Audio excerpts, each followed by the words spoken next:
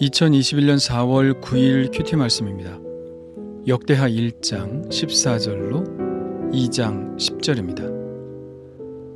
솔로몬이 병거와 마병을 모으매 병거가 1,400대요 마병이 12,000명이라 병거성에도 두고 예루살렘 왕에게도 두었으며 왕이 예루살렘에서 은금을 돌같이 흔하게 하고 백향목을 평지의 뽕나무같이 많게 하였더라. 솔로몬의 말들은 애굽과 구해에서 사들였으니 왕의 무역상들이 때로 값을 정하여 산 것이며 애굽에서 사들인 병거는 한 대에 은 600세겔이요 말은 150세겔이라. 이와 같이 햇사람들의 모든 왕들과 아람 왕들을 위하여 그들의 손으로 되팔기도 하였더라. 솔로몬이 여호와의 이름을 위하여 성전을 건축하고 자기 왕위를 위하여 궁궐 건축하기를 결심하니라. 솔로몬이 이에 짐꾼 7만 명과 산에서 돌을 떠낼 자 8만 명과 이를 감독할 자 3,600명을 뽑고 솔로몬이 사절을 두로 왕 후람에게 보내어 이르되 당신이 전에 내 아버지 다윗에게 백향목을 보내어 그가 거주하실 궁궐을 건축하게 한 것 같이 내게도 그리하소서. 이제 내가 나의 하나님 여호와의 이름을 위하여 성전을 건축하여 구별하여 드리고 주 앞에서 향 재료를 사르며 항상 떡을 차려 놓으며 안식일과 초하루와 우리 하나님 여호와의 절기에 아침 저녁으로 번제를 드리려 하오니 이는 이스라엘의 영원한 규례니이다. 내가 건축하고자 하는 성전은 크니 우리 하나님은 모든 신들보다 크심이라. 누가 능히 하나님을 위하여 성전을 건축하리요? 하늘과 하늘들의 하늘이라도 주를 용납하지 못하겠거든. 내가 누구이기에 어찌 능히 그를 위하여 성전을 건축하리요? 그 앞에 분향하려 할 따름이니이다.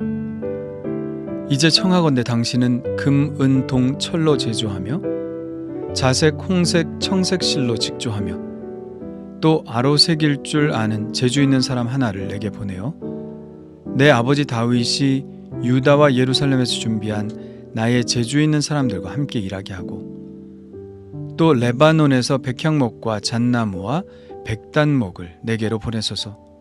내가 알거니와 당신의 종은 레바논에서 벌목을 잘 하나니 내 종들이 당신의 종들을 도울지라. 이와 같이 나를 위하여 제목을 많이 준비하게 하소서. 내가 건축하려 하는 성전은 크고 화려할 것이니이다.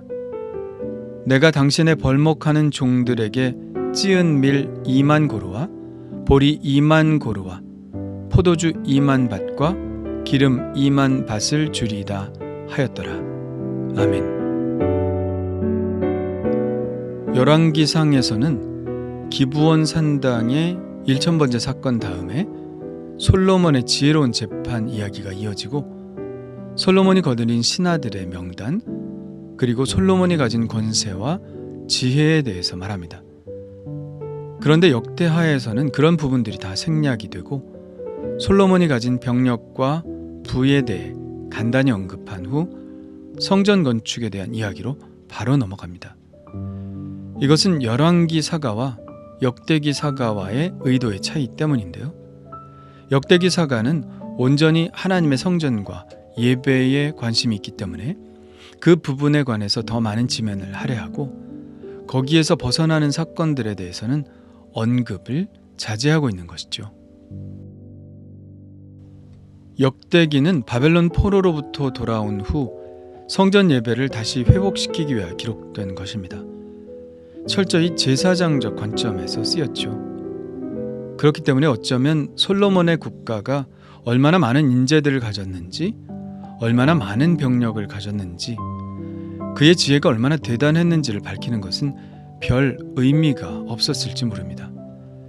결국 그런 것들은 영원한 것들이 아니며 하나님께 대한 신실한 신앙에서 벗어날 때 그것들도 함께 날아가 버리고 만다는 것을 그들은 역사적으로 처절하게 경험했기 때문일 겁니다. 그렇습니다.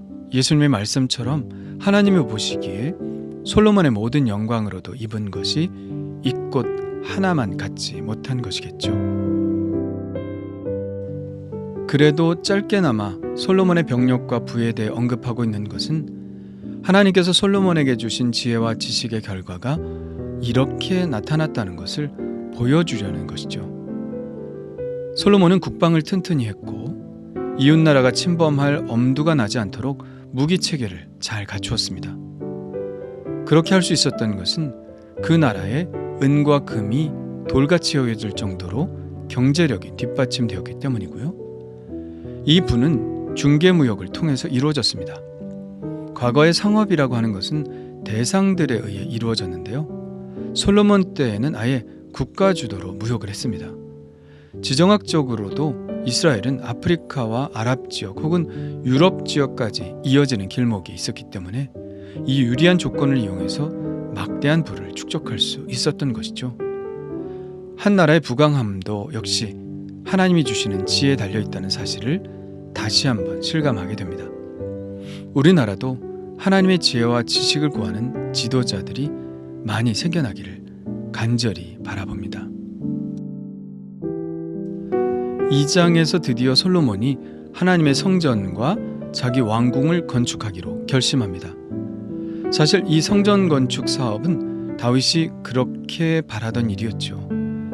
그러나 하나님이 허락하시지 않자 그가 할 수 있는 데까지 최선을 다합니다.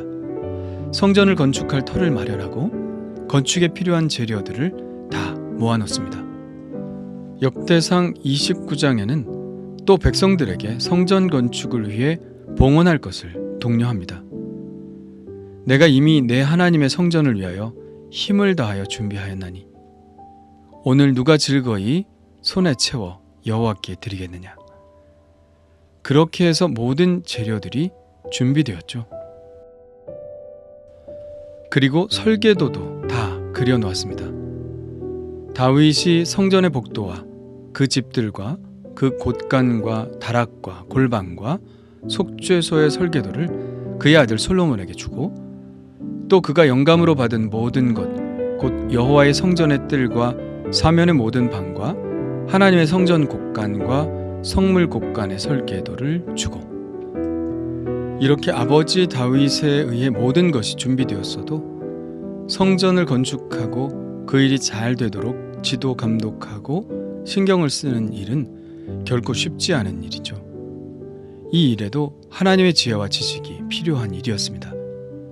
하나님께서는 이미 솔로몬이 이 일을 감당할 수 있도록 지혜를 주신 것이죠. 솔로몬은 일단 가장 인력이 많이 드는 짐꾼과 돌 떠낸 인력과 감독할 인력들을 확보합니다. 그리고 두로왕 후람에게 사절을 보내어 철을 잘 다루고 천을 직조할 수 있는 기술자 한 사람을 보내달라고 요청을 하죠. 그리고 레바논의 자랑인 백향목과 잣나무와 백단목도 보내달라고 합니다. 이런 재료들은 이미 다윗이 자기 왕궁을 지을 때도 보내주었던 것들이죠. 백향목은 레바논의 삼나무입니다.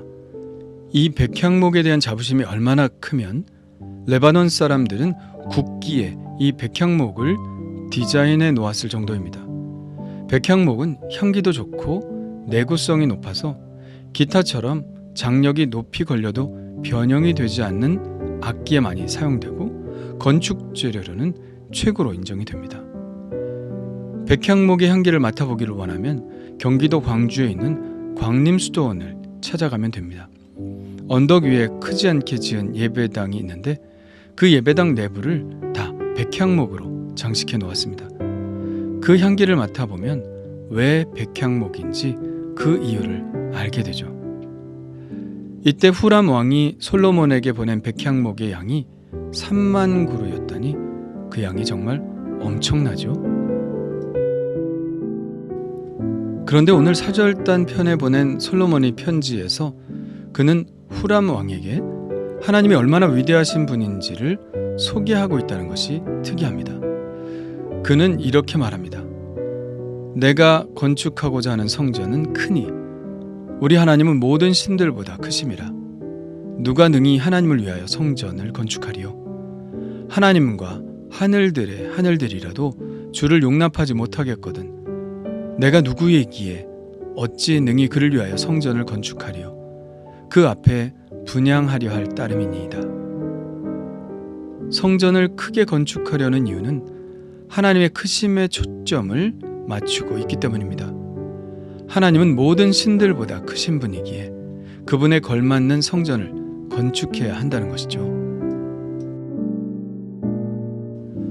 시편에는 이런 말씀이 자주 등장합니다. 여호와께 그의 이름에 합당한 영광을 돌리며. 하나님은 가장 높으신 분입니다. 그러므로 우리는 그분께 합당한 영광을 돌려야 합니다. 예배도 찬양도 봉헌도 하나님의 위대하심을 충족시키는 것으로 영광을 돌려야 합니다. 간혹 어떤 성도들은 교회 일에 대해서 함부로 합니다. 시간이 있으면 하고 없으면 안 합니다. 하고 싶으면 하고 하기 싫으면 하지 않습니다.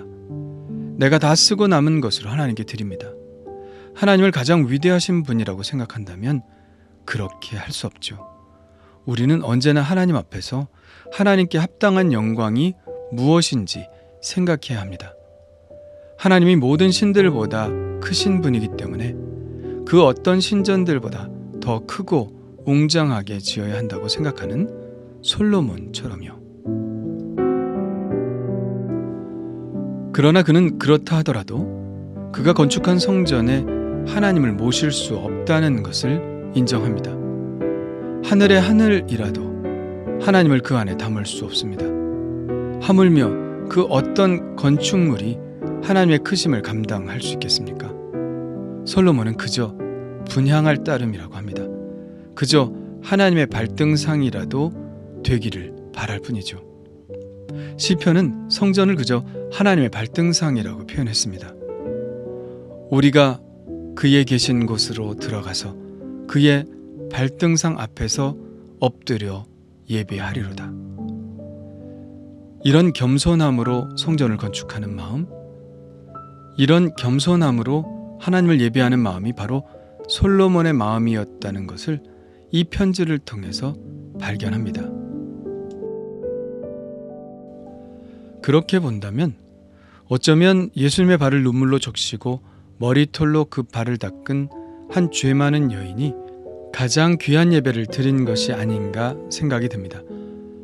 가장 화려한 성전을 짓고 있음에도 불구하고 하나님께 대한 겸손한 마음을 가지고 있었던 솔로몬의 마음.